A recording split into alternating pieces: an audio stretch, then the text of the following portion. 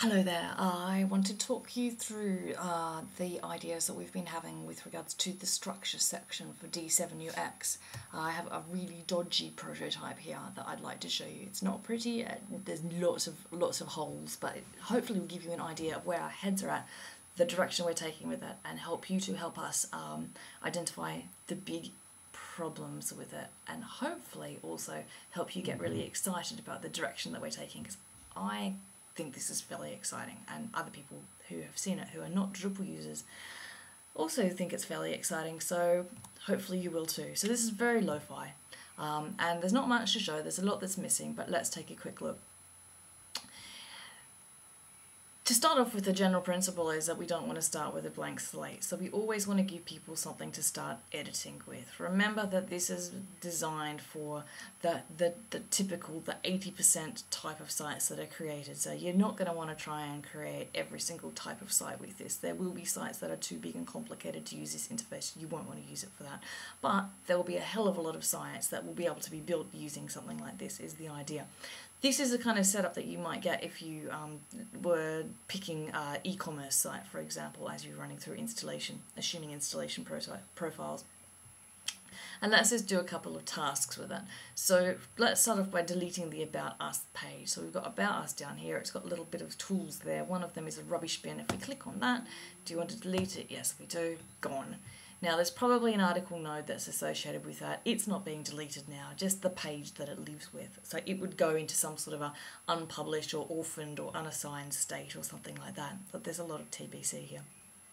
Now let's add a page to the global navigation. So we want to add it beneath home, so we'll click on plus and voila, new page. Now it's at this global navigation, at this global first navigation level. So if we can click here, give it a new name, our team. The idea behind this is that at this level you're not very likely, I can't really think of a reason why you would have generated navigation at this level. If you can think of one, please let me know.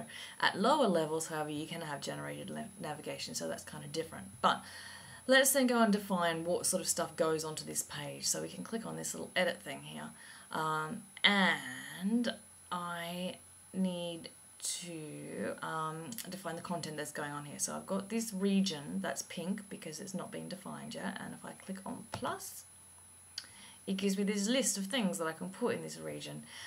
Don't worry too much about the copy that's there at the moment. The general idea is that we're thinking you'll have a heading for the type of content, a little short description of what it is, and some examples. And that's what I think is really important. Some keywords, sort of things that people will be looking for, like about pages, or terms and conditions, or news, or blog posts, or product page, or promos, or advertising, or different types of lists. Really common things that you know a lot of sites are made up with, so that people can look for keywords and actually see them on the page. So in this instance, we're creating a list of team members. So it's a view. We click here, get our view interface, which needs some love. Now I'm trying to create a filter for a content type that doesn't exist yet. So here is our thought, which is that you can then link to the content type from this part of the workflow. So I click here, I'd make my content type. You can see these are really basic interfaces at the moment. I'm making a brand new one. So I go in, fill in all the forms, I'm calling it staff bios. Now that I've created it, I can create my filter and then go back to see that my page is now being complete. And you can tell that because it's changed from this hideous pink to a slightly less hideous grey. So I've created a content type of staff bio, but I haven't created any nodes, and I haven't created anywhere for it to kind of live, a page for it to live in. If we want to do that, we'll create a staff bio page. Click here under our team, because that's where it lives in the structure. It inherits the page structure from its parent, so that's again particularly referring to the navigation system to maintain that consistency. You can override these templates once you get down to the page level if you want to. Let's go down to that page level now.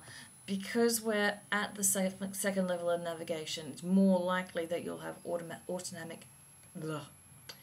generated navigation, basically. So I can click on generated navigation, choose how it's being generated, and then that will go in here as a dynamic navigation item.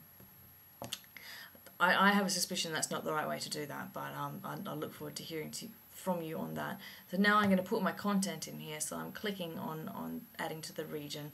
I'm choosing a page template because that's what I did before. I'm going up here and choosing an existing content type. I'm choosing one that I've created as opposed to an existing template, and I've got staff bios. I can see then what that is made up of and make sure that that's right. Maybe I'll be able to edit it at this level as well, not sure. But once I'm happy with that, I can then go back to this level, and you can see this has changed from hideous pink to grey as well, so it's marked as complete. Not all of the things that we're going to want to put onto a site are always going to be hierarchical. Sometimes we're going to want floaty stuff, and that's a good opportunity for me to show you this list view. So let's add a campaign page for a promotion that we're doing that's not part of the navigation structure. We click here to add, and it does automatically go into the navigation structure. And then what we're going to do is switch over to list view, and I could do that by clicking on this navigation here, or by clicking up here on list view. And then I get this, which is pretty much a tree view of everything that's in the site. I can use this to rearrange the items on my navigation. This is basically to reorder the menus on navigation. And I can also use it to go what we're currently kind of calling off-piste, which is really off navigation. And don't worry, that's just kind of a working title at the moment. We'll come up with something better.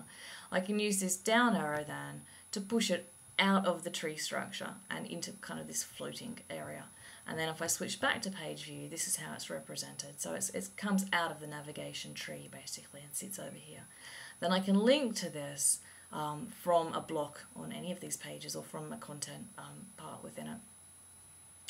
Let's go back to list view though and investigate it a little bit more, because the idea is that virtually everything that's in your site can be represented at this list view.